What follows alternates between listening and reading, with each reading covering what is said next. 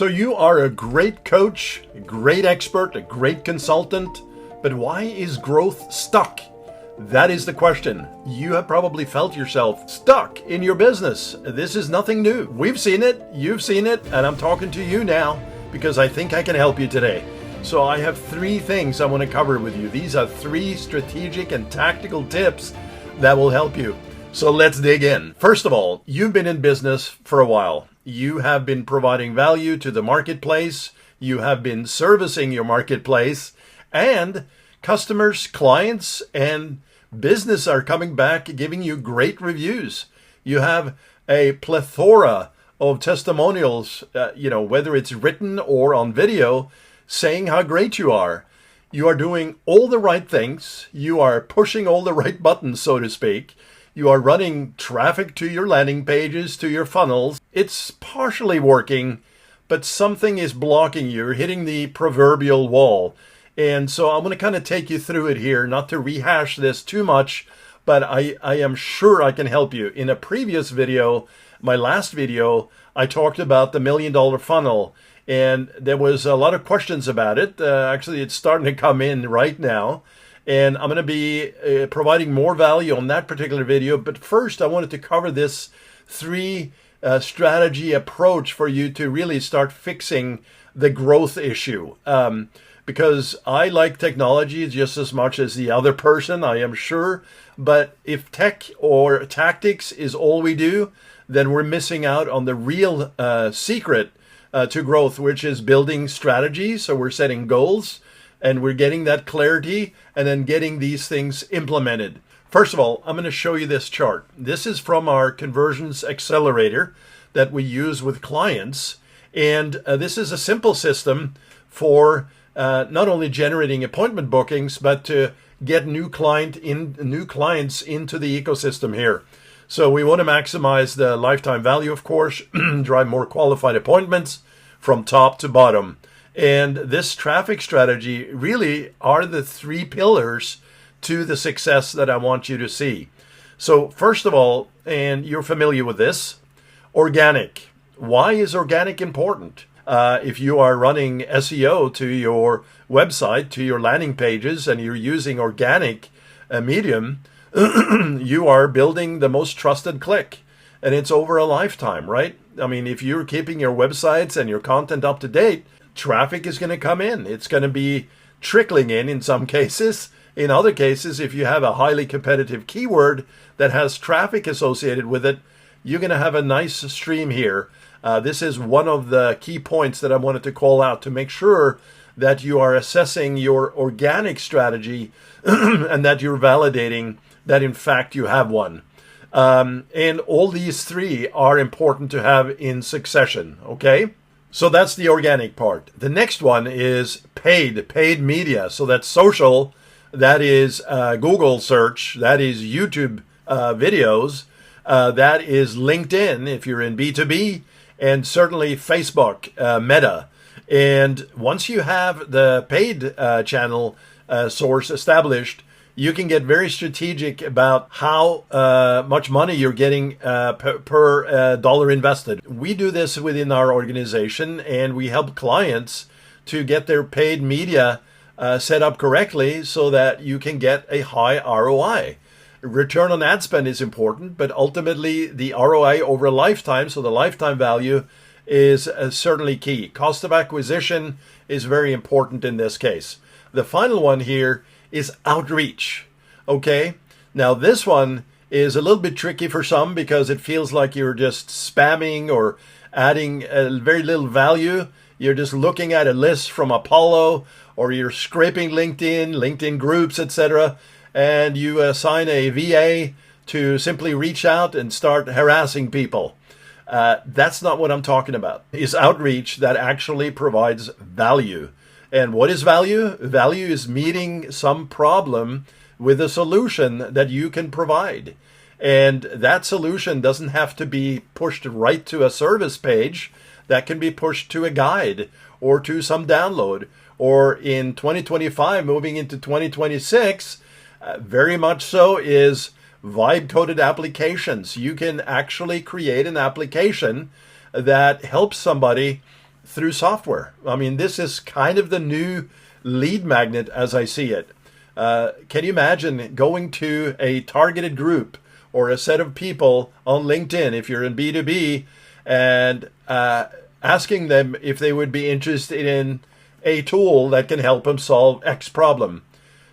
You get a yes, you send them the free tool, and they start using it. It's building trust and authority right away. A phenomenal way to use the organic outreach method.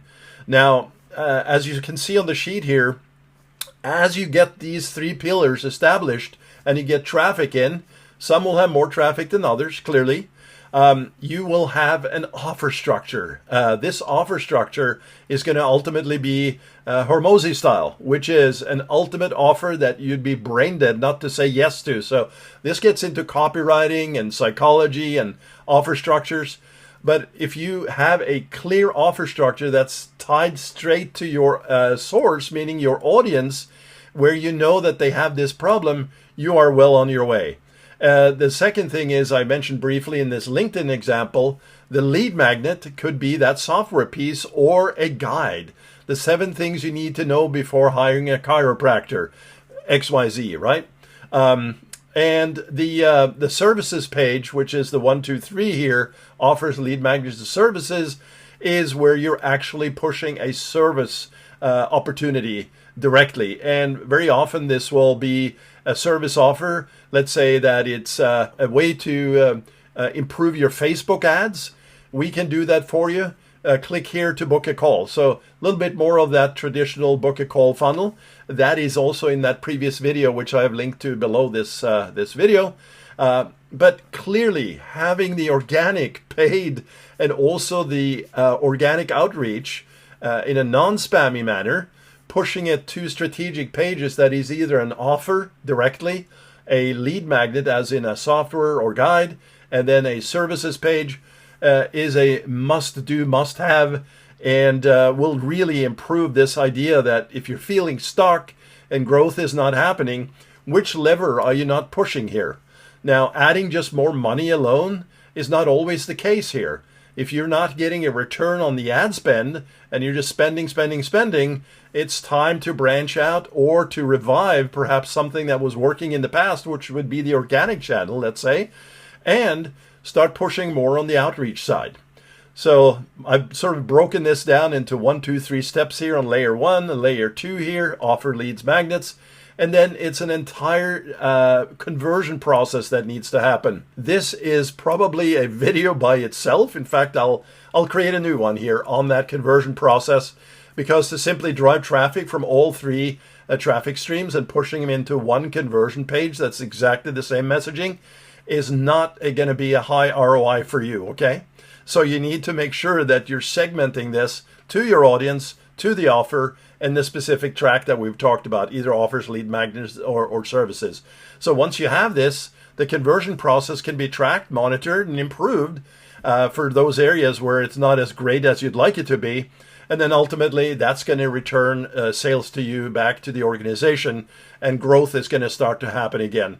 And so you might say, well, Jan, I'm doing these things right now. Okay, well then I would say let's go back and figure out which one is, it's the 80-20 rule here, okay?